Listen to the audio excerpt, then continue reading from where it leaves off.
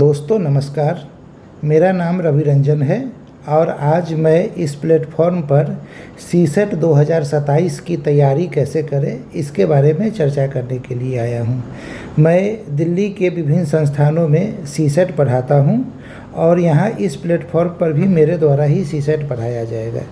ये सीसेट जो है सिविल सर्विसेज एप्टीट्यूड टेस्ट, यानी जो यूपीएससी का पेपर होता है ना, तो यूपीएससी के प्रीलिम्स में दो पेपर होता है, जीएस पेपर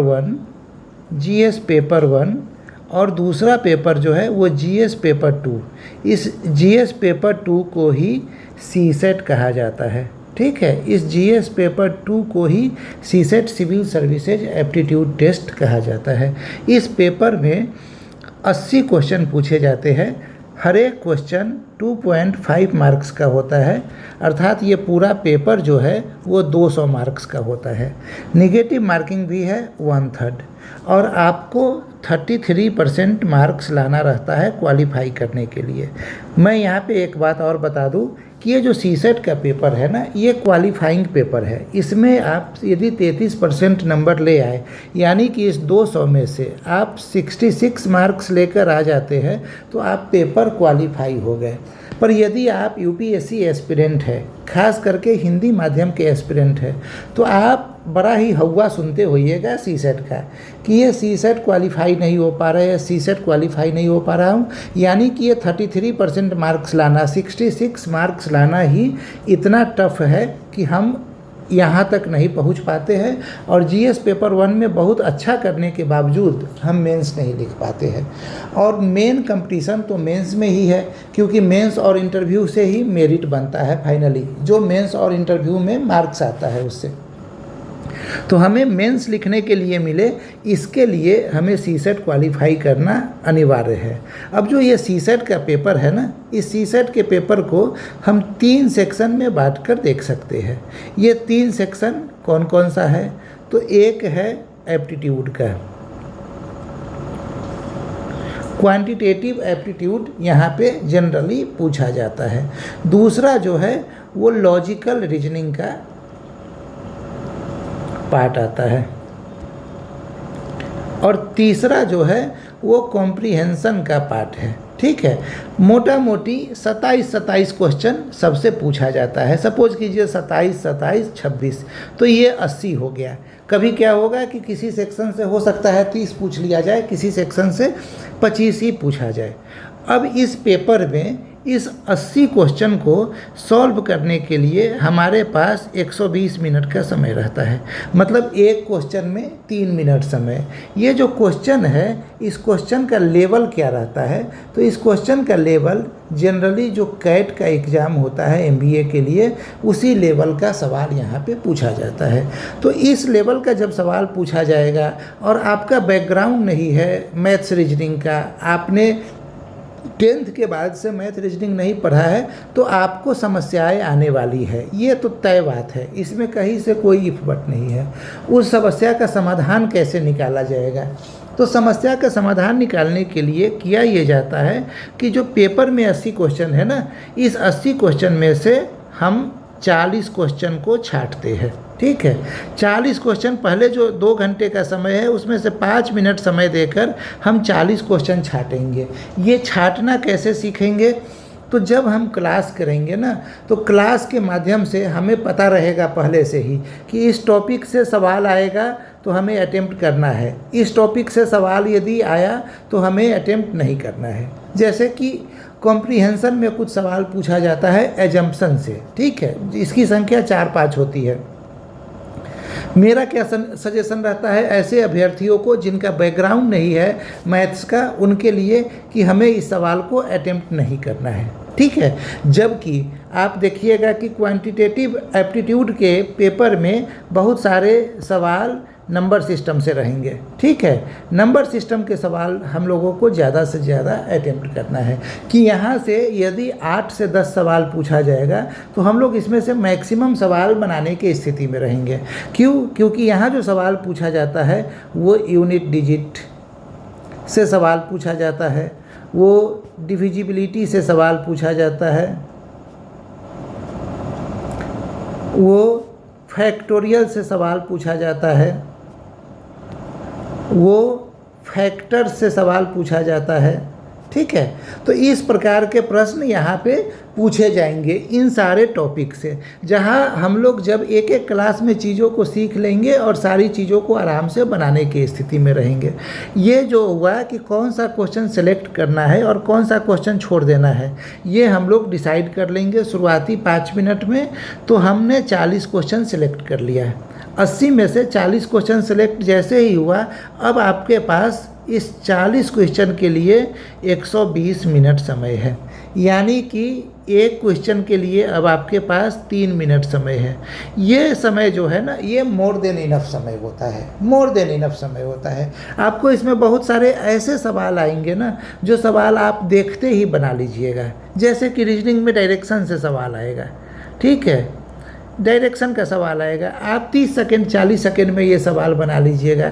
ये जो 4 टॉपिक मैंने बताया, इसके जो भी सवाल आएंगे ना, आप सब लोग इस सारे सवाल को 30 से 40 सेकंड में बना लीजिएगा। यदि आप ह्यूमैनिटी बैकग्राउंड के हैं तो, यदि आप पहले से मैथ्स पढ़े हुए हैं, रीजनिंग पढ़े हुए हैं, तो आप 1 सेकंड 2 सेकंड में बना लीजिएगा इन सारे सवालों को। तो अब आपके पास टाइम मैनेजमेंट की समस्या दूर हो गई। तो बराबर आप अभ्यर्थियों से ये सुनते होइएगा या खुद भी अपने लेवल पे देखते होइएगा कि टाइम ही मैनेज नहीं हो पाया। एग्ज़ाम हॉल में क्वेश्चन तो आता था, टाइम मैनेज नहीं हो पाया। ये टाइम मैनेज क्यों नहीं होता है? इसके लिए यूपीएससी बड़ी ही चतुर संस्था है। उन्हें पता है कि बच्चों को कैसे फंसाया जाता है। तो कुछ इस प्रकार के क्वेश्चन सेट किए जाते हैं ना, जिसको हम लोग बचपन में पहेली बोलते थे। ठीक है, पहेली, तीतर के 2 आगे तीतर, तीतर के 2 पीछे तीतर, बोलो कुल कितने तीतर। ठीक है, इस प्रकार के पहेली जो इंटरेस्टिंग होता है, जो एकाएक आपके दिमाग में जो है ना इंटरेस्ट पैदा करेगा कि अरे ये कैसा सवाल आ गया, ये तो बचपन से सुनते आ रहे हैं, इस सवाल को तो हमें बनाना ही है।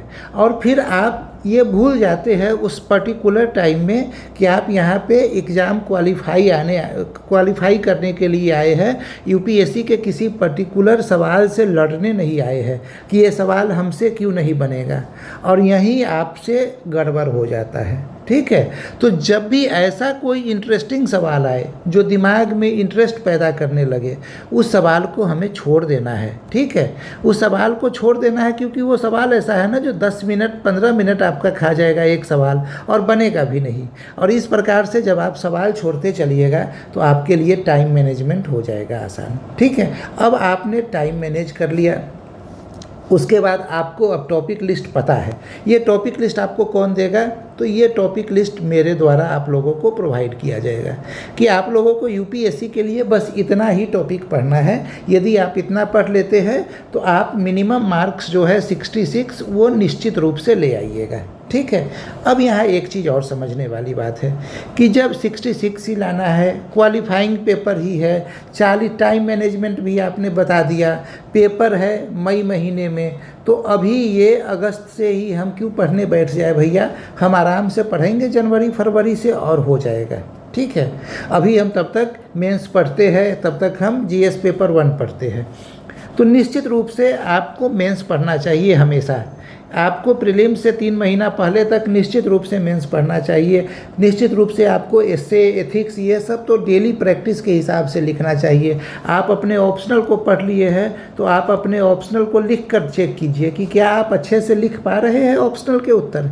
ये सारे काम आपको करने हैं। ठीक है, तो ये तो काम साथ में चलेगा ही, लेकिन जब पीटी की बात आएगी ना, तो पीटी की बात के लिए आपको जीएस पेपर 1 के साथ साथ सीसेट भी अभी से ही पढ़ना है। क्यों? क्योंकि ये सीसेट जो है ना, ये आसान इसलिए नहीं है क्योंकि जो 40 क्वेश्चन सिलेक्शन की बात हो रही है ना, ये 40 क्वेश्चन सिलेक्शन करना आप कैसे सीखिएगा? जब आप क्लास कीजिएगा, जब आप चीज़ों को समझने का प्रैक्टिस कीजिएगा। मैंने यहाँ लिख दिया फैक्टोरियल। अब आप लोगों में से बहुत सारे ऐसे भी अभ्यर्थी होंगे जो अभी फैक्टोरियल किसे कहते हैं वही नहीं जान रहे होंगे। तो चीज़ों को उस बेसिक से, उस जीरो से शुरू करके और तब आगे बढ़ते बढ़ते बढ़ते यूपीएससी के लेवल पे लाना इतना आसान काम नहीं होता है। ये टाइम टेकिंग काम होता है और इसके लिए मेरी और आपकी जो है ना एक साथ मेहनत की आवश्यकता होती है। ठीक है, तो आप लोग निश्चित रूप से तैयारी कीजिए। सीसेट के लिए जो रणनीति होनी चाहिए वो रणनीति मैंने आप लोगों को यहाँ पे समझाने का प्रयास किया है।